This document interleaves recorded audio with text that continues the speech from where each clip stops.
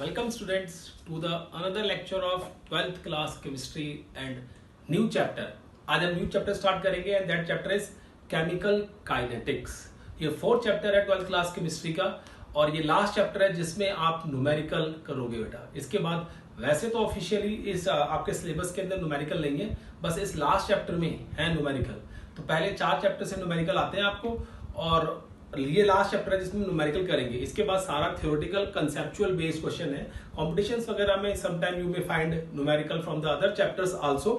But अगर आप CBSE board की बात करें या किसी भी बोर्ड की बात करें तो बोर्ड क्लासेस के अंदर सिर्फ 4 चैप्टर में से न्यूमेरिकल आते हैं इस केस में 12th क्लास में बेटा. क्लियर है?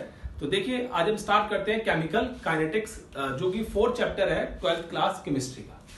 अब केमिकल काइनेटिक्स की बात करेंगे बेटा हम लोग. If we talk about the chemical kinetics, chemical kinetics, chemical kinetics का रिलेशन पिछले साल 11th क्लास के 2 चैप्टर्स के साथ है. अगर मैं आपको बताऊं इस बात को थोड़ा सा और क्लियर करें या मैं प्रकाश डालूं किस तरीके से ये रिलेटेड है आपस में. ठीक है, तो देखो बेटा लास्ट ईयर आपने एक चैप्टर पढ़ा था थर्मोडायनेमिक्स. क्या पढ़ा था आपने? थर्मोडायनेमिक्स. थर्मोडायनेमिक्स. अब देखो मैं किस तरीके से इस चैप्टर तक पहुंचूंगा with the help of your previous chapters बेटा. क्लियर है? अब थर्मोडायनेमिक्स में आपने ये बात चेक की थी कि किस तरीके से रिएक्शन जो होती है वो स्पॉन्टेनियस होती है. स्पॉन्टेनियस रिएक्शंस की बात की थी बेटा हमने और हमने कहा था वहां पे कि अगर डेल्टा जी की वैल्यू नेगेटिव होती है तो आप क्या कहते हो? Reaction will be spontaneous. इसका मतलब क्या हुआ बेटा कि थर्मोडायनेमिक्स ने हमें यह बताया था कि रिएक्शन हो सकती है या नहीं हो सकती. देखो उस टाइम तक काइनेटिक्स की बात नहीं हुई थी, हम सिर्फ किसकी बात कर रहे थे? थर्मोडायनेमिक्स की बात कर रहे थे. हम चेक कर रहे थे weather the reaction is spontaneous in nature और नॉट.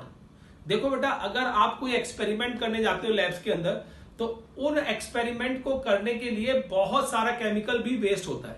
अगर आपको यह पता चल जाए कि रिएक्शन स्पॉन्टेनियस है मतलब हो सकती है नेचर के अंदर तो आपका केमिकल शायद बच जाए बेटा. Clear case? तो हम क्या करते हैं सबसे पहले ये चेक करते हैं whether the reaction is spontaneous in nature और not. If the reaction is spontaneous in nature तो हम क्या करते हैं उस रिएक्शन को फर्दर प्रैक्टिकल और एक्सपेरिमेंटल तौर पे क्या करते हैं बेटा कैलकुलेट करने की कोशिश करते हैं कि क्या चेंजेस आए हैं उस रिएक्शन के अंदर. तो इसी तरीके से हमें थर्मोडायनेमिक्स से यह पता चलता है कि weather the reaction is spontaneous और नॉट. और इसी में एक केस था बेटा अगर आपको याद हो कि अगर रिएक्शन स्पॉन्टेनियस है तो आपको पता है हमने लास्ट ईयर पढ़ा था कि ग्रेफाइट जो होता है जो कार्बन की फॉर्म है that can be converted into diamond. वो डायमंड में कन्वर्ट हो सकता है. Graphite can be converted into diamond. बस हमें क्या करना होता है बेटा इस केस के अंदर डेल्टा एच हमें यहां पे पॉजिटिव 1.9 किलो जूल पर मोल ऑफ एनर्जी लगानी पड़ती है. We have to given that much amount of energy to this graphite molecule so as it can be easily converted into diamond बेटा. क्लियर है?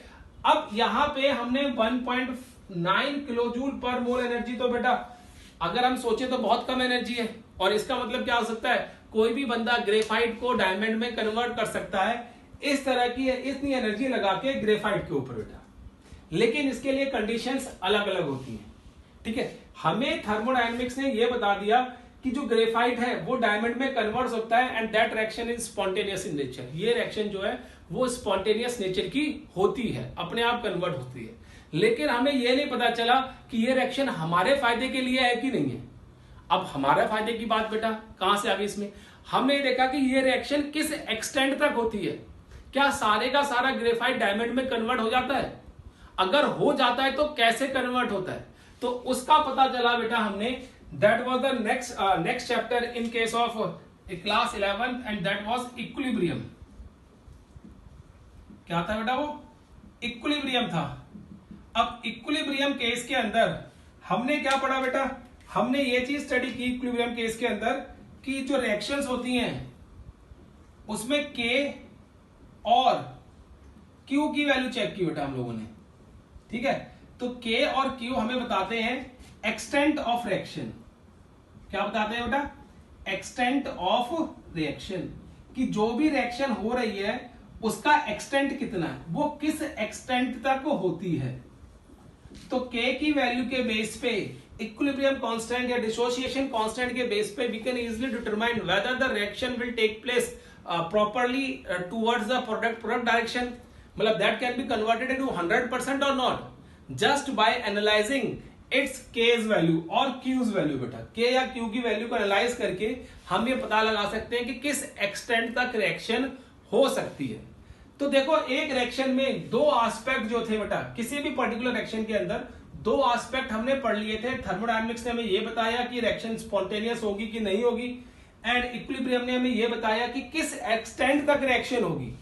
लेकिन बात यह आ गई कि ये हमारे लिए रिएक्शन जो है वो हमारे लिए प्रॉफिटेबल है कि नहीं है। क्या हम ऐसा कर सकते हैं कि रिएक्शन हमारे लिए फायदा करे बेटा? ठीक है, तो जो हमने एग्जांपल लिया है ग्रेफाइट टू डायमंड वाला, इसमें भी हमने एक्सटेंट कैलकुलेट किया। लेकिन हमने जब ये रिएक्शन लगाई, ये वाली ग्रेफाइट को डायमंड में कन्वर्ट करना शुरू किया, and we were continuously supplying 1.9 kilojoule per mole of energy to this graphite molecule. So the graphite molecule जो था वो बहुत ही ज्यादा समय में ग्रेफाइट से डायमंड में कन्वर्ट हो रहा था, और वो भी बहुत स्लोली कन्वर्ट हो रहा था। तो उस टाइम पे हमें एक और कंसेप्ट ध्यान में आया कि हमें रेट ऑफ रिएक्शंस भी पता होने चाहिए, और रेट ऑफ रिएक्शन ये बताएगा आपको कि weather the reaction is in the profit of us और नॉट। अगर हमारे प्रॉफिट में है वो रिएक्शन तो हम उस रिएक्शन को करने का फायदा है, अदरवाइज रिएक्शन स्पॉन्टेनियस हो चाहे रिएक्शन नॉन स्पॉन्टेनियस हो, हमें क्या फायदा। अगर मैं कहूं ग्रेफाइट जो है डायमंड में कन्वर्ट हो जाता है and you start investing your 1.9 kilojoule पर mole of energy on this graphite molecule, at the end of the 1 year 2 year 3 year and you didn't find, you will not get anything। ठीक है, तो what will happen, आप कहोगे मेरी इतनी जो energy दे रहा था, जिस सिस्टम से, जिस चीज से मैं इतनी एनर्जी प्रोवाइड कर रहा था, वो तो वेस्ट चली गई। तो हमने सोचा कि हमें इसके रेट के बारे में पता होना चाहिए कि किस रेट से ग्रेफाइट जो है वो डायमंड में कन्वर्ट होता है। What will be the rate of reaction by which that graphite is converted into diamond. तो इस चीज का पता लगाने के लिए देन एक नई ब्रांच आई, and that branch is known as chemical kinetics. उस ब्रांच को बेटा हम क्या बोल देते हैं? केमिकल काइनेटिक्स कह देते हैं।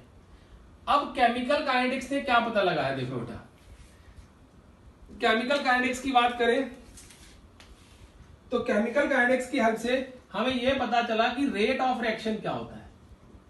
रेट ऑफ रिएक्शंस क्या होते हैं बेटा? What is the rate of reaction? Rate of reaction क्या होगा, उससे हमें यह पता चला बेटा। किससे? केमिकल काइनेटिक्स से।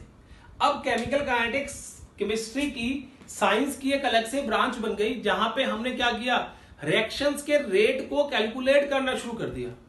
अब कई बार होता है कि रेट कैसे कैलकुलेट करें बेटा, यहाँ पे तो रेट जो कैलकुलेट किए जाते हैं वो किए जाते हैं with respect to concentration, with respect to pressure, with respect to volume, with respect to change in color, with respect to change in pH, with respect to, बेटा आपके पास so many factors आते हैं, जैसे refractive index, thermal conductivity, electrical conductivity, कितनी change हो रही है time के साथ, उसके बेस पे हम क्या कर सकते हैं, बता सकते हैं किसी भी रिएक्शन का रेट क्या होगा। तो रेट ऑफ रिएक्शन में जब हमने पढ़ना स्टार्ट किया बेटा, तो मैं आपको सबसे पहला एग्जांपल देता हूं, यहाँ पे रेट ऑफ रिएक्शन के केस में।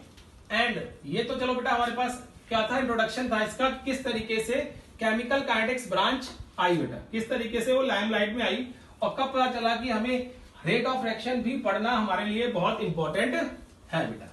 क्लियर है केस? अब देखो इस रेट ऑफ रिएक्शन को पढ़ने के लिए, just to study the rate of reaction, हमने अलग अलग तरह की रिएक्शंस को स्टडी किया बेटा।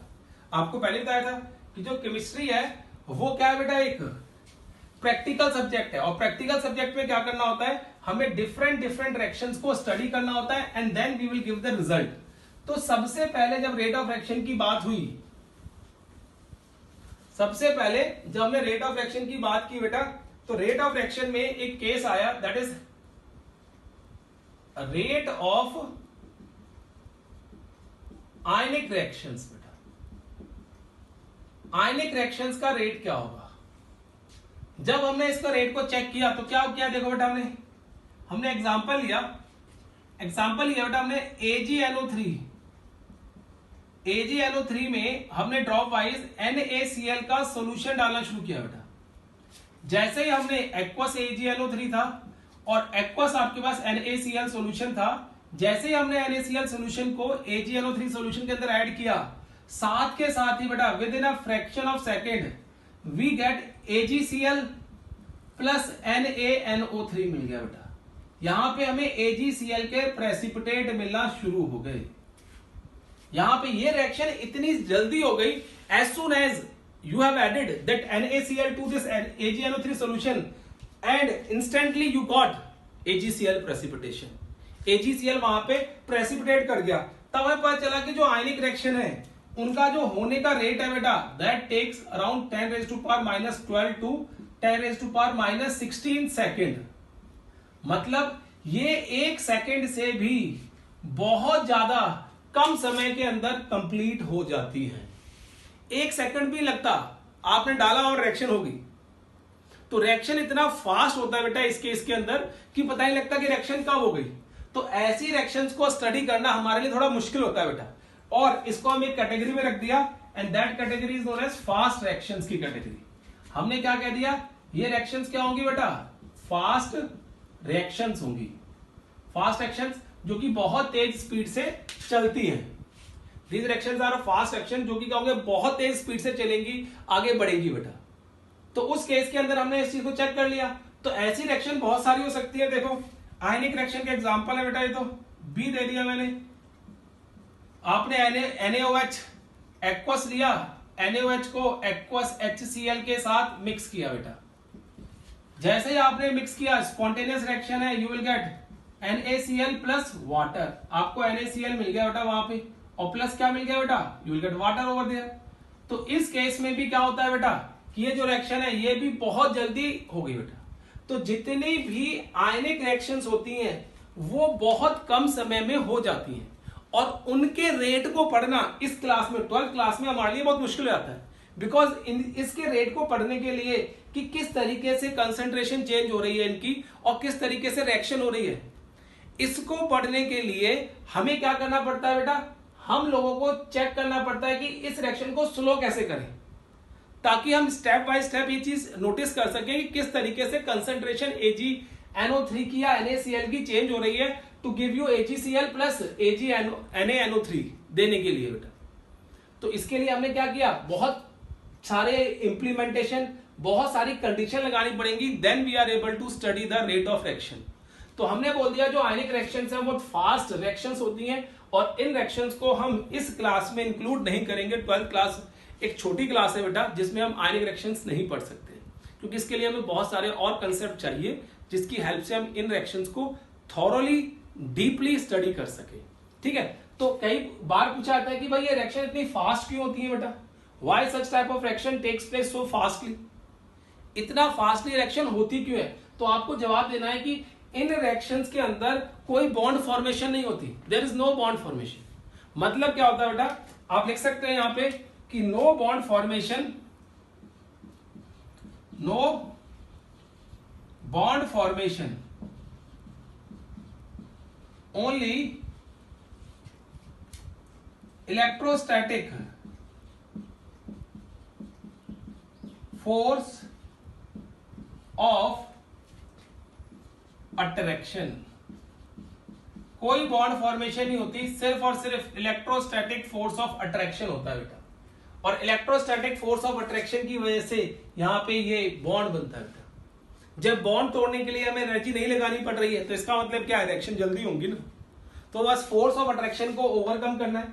अगर आपसे कोई पूछता है कि आयनिक रिएक्शन इतनी फास्टली क्यों होती हैं, तो आप बोल सकते हो कि यहाँ पे रीजन क्या है कि यहाँ पे कोई बॉन्ड नहीं होता, और बॉन्ड क्या होता है, आयनिक फोर्स ऑफ अट्रैक्शन होती है। और फोर्स ऑफ अट्रैक्शन को ओवर करना किसी भी रिएक्शन के लिए बहुत इजीली हो जाती है बेटा, as compare to covalent bond. तो ये ऐसी रिएक्शंस हैं जो बहुत फास्ट स्पीड पे होती हैं, और इनको स्टडी करना इस लेवल पे पॉसिबल नहीं है। फिर हमने दूसरी टाइप ऑफ रिएक्शंस देखी बेटा। फिर हमने सेकेंड टाइप ऑफ रिएक्शन देखी है, होगी ionic reaction. Rate of reaction बेटा, जब हमने रेट ऑफ रिएक्शन देखा, rate of rusting of iron, rate of rusting of iron, जब rate of rusting of iron को हमने स्टडी किया बेटा, तो पता चला ये तो बहुत वेरी वेरी स्लो रिएक्शंस, ये बहुत ज्यादा स्लो रिएक्शंस होती हैं, मतलब बहुत स्लो चलती है बेटा ऐसी reaction, very very slow reactions.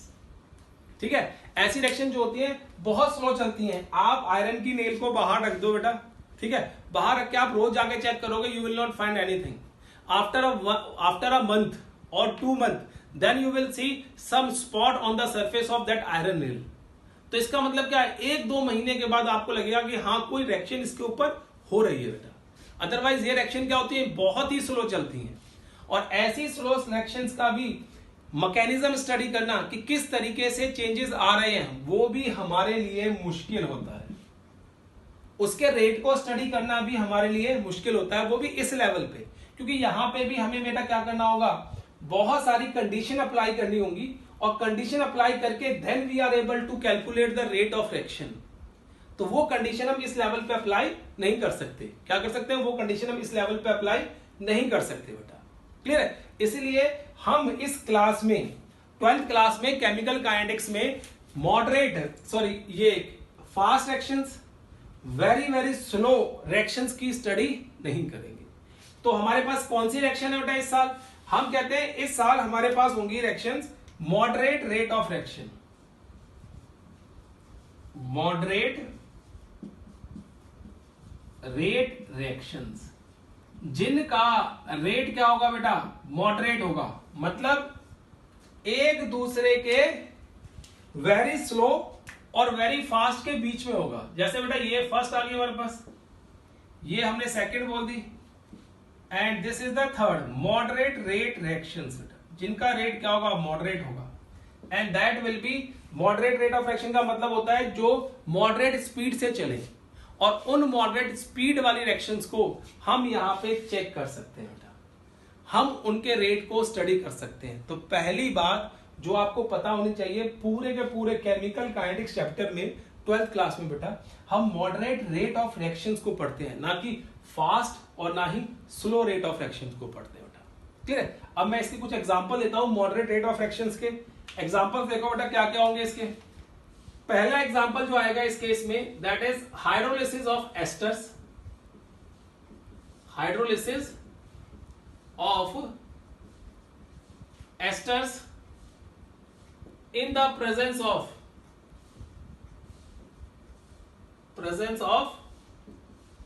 base, base की प्रेजेंस में बेटा, hydrolysis of ester in the presence of base.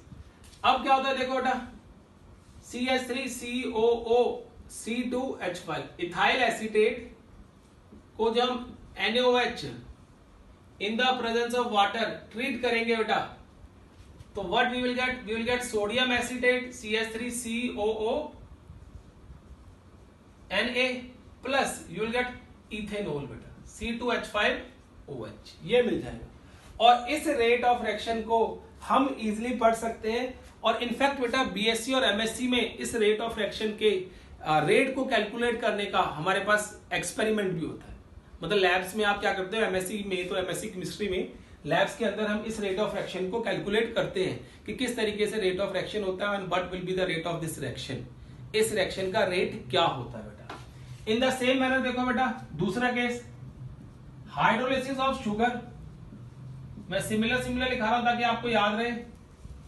Hydrolysis of sugar in the presence of acid, acid की प्रेजेंस में बेटा, किसमें, एसिड होना चाहिए। तो उसमें क्या होता है, C12H22O11 plus water in the presence of acid, you will gate glucose C6H12O6, this is glucose, plus C6H12O6, this is fructose. ये आपको केस मिलता है। तो ये भी मॉडरेट स्पीड रिएक्शन है बेटा, या आप कह दो इसमें थर्ड एग्जांपल हो बेटा इसमें, तो डिसोसिएशन या डिकम्पोजिशन ऑफ H2O2, हाइड्रोजन पर ऑक्साइड। तो जब H2O2 को आप डिसोशिएट करते हो तो आपको क्या मिलेगा बेटा, you will get water plus oxygen, you will get water plus oxygen बेटा। क्लियर है, ये आ गया।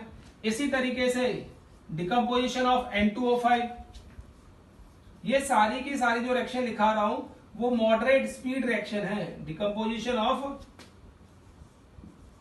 N2O5, इसमें भी क्या होता है बेटा, देखो 2N2O5 will give you 4NO2 plus O2, ये भी मॉडरेट स्पीड रिएक्शन है। ये सारी की सारी क्या बेटा, मॉडरेट स्पीड रिएक्शन है। इस तरह की रिएक्शंस के रेट को हम इस चैप्टर में स्टडी करेंगे बेटा। इस तरीके की रिएक्शंस के रेट को इस चैप्टर में क्या करेंगे बेटा, हम लोग स्टडी करेंगे। अब देखो रेट ऑफ रिएक्शन होता क्या है। पहले तो मैंने आपको बताया कि कितने तरह की रिएक्शंस होती हैं। फास्ट रिएक्शंस होती हैं, वेरी वेरी स्लो रिएक्शंस होती हैं, और बेटा इन the presence of base moderate speed की रिएक्शंस होती हैं, सॉरी, ठीक है। और उनके एग्जांपल दिए हर एक के। तो हमारे सिलेबस में बेटा देखो फास्ट रिएक्शन का कोई काम नहीं है अभी, and rate of resting of iron के मैकेनिज्म पढ़ने का कोई काम नहीं है। रेट हम इनका स्टडी नहीं करेंगे 12th क्लास में। हम क्या करेंगे, ये आगे फर्दर हायर क्लासेस में इनको पढ़ते हैं बेटा। क्लियर है। चलो अब बात करते हैं हम लोग आगे बेटा कि रेट बेसिकली होता क्या है। What is the rate of reaction. If you talk about the rate of reaction बेटा, देखो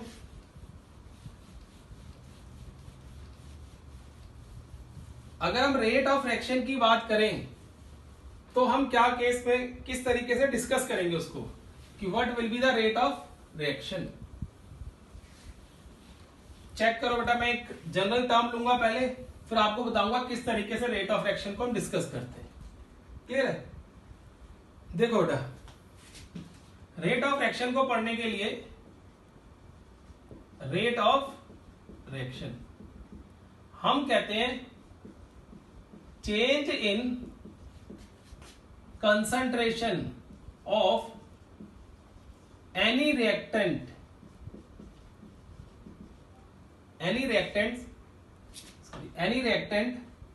with respect to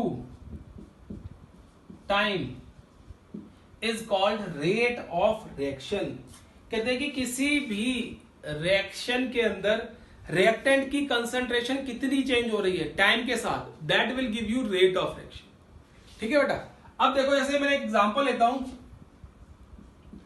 A plus B will give you product P, done, and somebody ask me कि what is the rate of this reaction, so I can write rate of this reaction is change in concentration of A,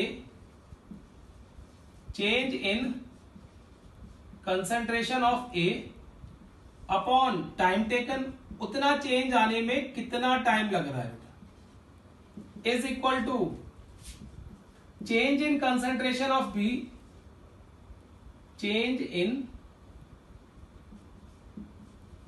concentration of B upon time taken बेटा। ठीक है, is equal to change in concentration of P upon time taken। देखो हम किसी के respectively rate of reaction बता सकते हैं, किसी के भी respectively, whether it may be a reactant और it may be a product. अगर रिएक्टेंट के respectively if you are going to give the rate of reaction, तो आपको बताना होगा बेटा वहां पे रिएक्टेंट की कंसंट्रेशन कम हो रही है। और अगर आपको प्रोडक्ट के अकॉर्डिंगली रेट ऑफ रिएक्शन बताना है तो आपको बताना होगा वहां पे प्रोडक्ट की कंसंट्रेशन बढ़ रही है, क्योंकि रिएक्टेंट की कंसंट्रेशन जब कम होगी बेटा तभी तो प्रोडक्ट की कंसंट्रेशन बढ़ेगी, और हम कहेंगे रिएक्शन फॉरवर्ड डायरेक्शन में मूव कर रही है बेटा। क्या कर रही है, रिएक्शन फॉरवर्ड डायरेक्शन में मूव कर रही है।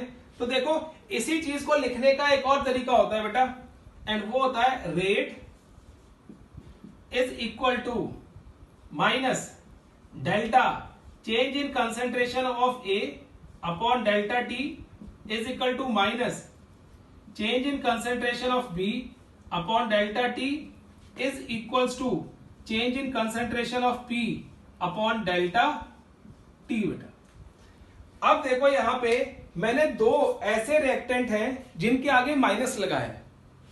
और प्रोडक्ट के आगे मैंने माइनस नहीं लगाया बेटा, तो यहां पे माइनस क्या शो कर रहा है मेरे लिए, देखो, और प्रोडक्ट के आगे कोई माइनस नहीं है, तो यहां पे जो माइनस का सिग्निफिकेंस है बेटा, देखो वो क्या है, सिग्निफिकेंस क्या है इसका,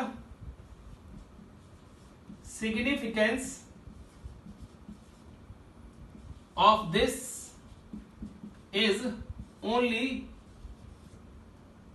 डिक्रीज इन कंसंट्रेशन। ये सिर्फ ये शो करता है कि कितनी कंसंट्रेशन डिक्रीज हो रही है, कम हो रही है बेटा। इसका रेट के साथ कोई लेना देना नहीं है, माइनस का रेट के साथ कोई लेना देना नहीं है बेटा। ये तो सिर्फ ये शो कर रहा है कि कितनी कंसंट्रेशन कम हो रही है रिएक्टेंट की विद रिस्पेक्ट टू टाइम।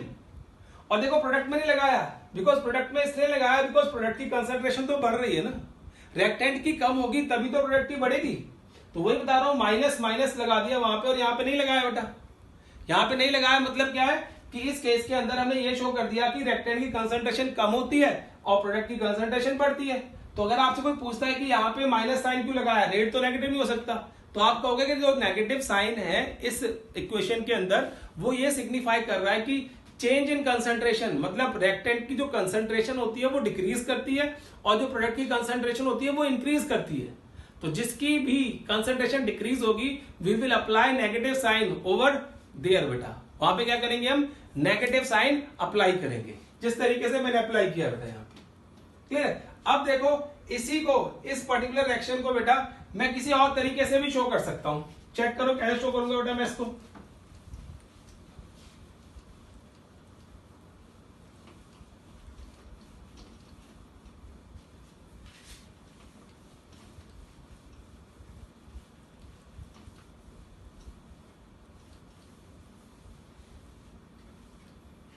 देखो बेटा मैं किस तरीके से शो करूंगा इसको, मेरे पास है तरीका शो करने का डिफरेंशियल फॉर्म में।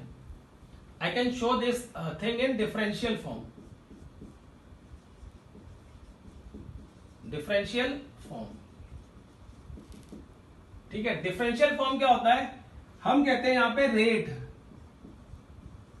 That rate is equal to minus D A upon D T is equal to minus D B upon D T is equal to D P upon D T. ये differential rate है बेटा। इस तरीके से हम rate लिखते हैं differential form में बेटा। देखो जितनी कंसंट्रेशन इसकी कम होगी, जितनी इसकी कम होगी उतनी तो प्रोडक्ट की बढ़ेगी, क्योंकि दोनों कंज्यूम होकर प्रोडक्ट दे रहे हैं बेटा आपको। तो यहां पे negative sign decrease in concentration show कर रहा है, और याद रखना ये नेगेटिव साइन सिर्फ रिएक्टेंट साइड पे लगता है, जो हम यहां पे शो किया है रिएक्टेंट साइड पे लग रहा है बेटा। अब देखो इस रिएक्शन के अंदर अगर आप ध्यान से देखोगे बेटा, तो इस रिएक्शन के अंदर स्टोइकियोमेट्री सभी रिएक्टेंट और प्रोडक्ट की क्या है, 1 है। तो हमने इजीली रेट ऑफ रिएक्शन को डिफाइन कर दिया, भाई इसकी कंसंट्रेशन इतनी कम हो रही है, इसकी इतनी कम हो रही है और इसकी इतनी बढ़ रही है। लेकिन अगर स्टोइकियोमेट्री कुछ आ जाए यहां पे, तो मतलब रिएक्शन अगर मेरे पास कुछ इस तरीके से लिखी हो बेटा, 2a plus 3b will give you 4p बेटा। If the reaction is something like this, अगर कोई रिएक्शन इस तरीके से है तो हम वहां पे क्या लिखते हैं बेटा, देखो तो हम वहां पे क्या लिखते हैं, या तो आप कॉमन फैक्टर लिख लो या फिर रेट को एक यूनिक क्वांटिटी में डिफाइन करने के लिए हम लिख देते हैं rate of reaction is equal to -1 upon 2 dA upon dt is equal to -1 upon 3 dB upon dt is equal to 1 upon 4 dP upon dt। ये केस है बेटा, ठीक है, क्या है ये केस है। तो ये आ गया केस। देखो अगर स्टोइकियोमेट्री की बात की जाती है बेटा, तो स्टोइकियोमेट्री को हम कुछ इस तरीके से डिफाइन करते हैं वहां पे, in this manner we define the stoichiometry of the reaction. हम क्या करते हैं, रेट को विद रिस्पेक्ट टू डीए क्या होगा, अगर सपोज कर रहे हो आप डीए और इसका देख रहे हो बेटा केस, अगर आप बोल रहे हो बताओ डीए का रेट क्या होगा विद रिस्पेक्ट टू दिस, तो इसका जो रेट होगा डिसअपियरेंस ऑफ ए, मैं आपको कहा देता हूं बेटा, with respect to A and P, rate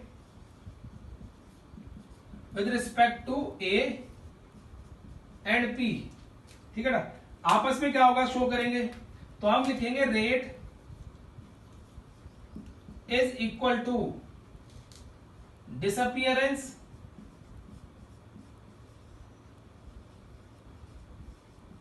of A is equal to बेटा क्या हो जाएगा, ये एज रेट क्या हो जाएगा बेटा, जितना ये डिसअपियर हो रहा है उससे दुगने स्पीड से वो अपीयर हो रहा है, is equal to 2 into appearance of P, है कि नहीं बेटा। देखो हमने कैसे लगाया यहां पे, ये 2a और ये है बेटा, देखो हमने यहां से एक ले लिया कॉमन, दोनों को इक्वेट कर लिया। आपने बताना है rate with respect to A, तो आप बोलोगे डिसअपियरेंस ऑफ ए जो है that is equal to the twice the appearance of P, क्योंकि डबल है बेटा, ये 2 है स्टोइकोमेट्री, यहाँ पे 4 है, मतलब अगर 2 से 1/2 से डिसअपियर हो रहा है तो 1/4 से अपीयर हो रहा है बेटा।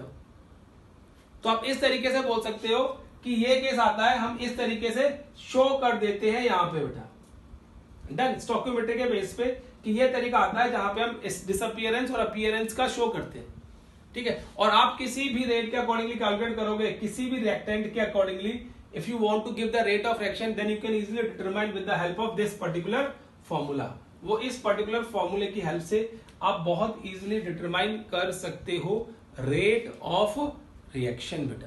क्लियर केस कि रेट ऑफ रिएक्शन किस तरीके से डिटरमाइन होगी, इस फॉर्मूले से हम बहुत इजीली डिटरमाइन कर सकते हैं।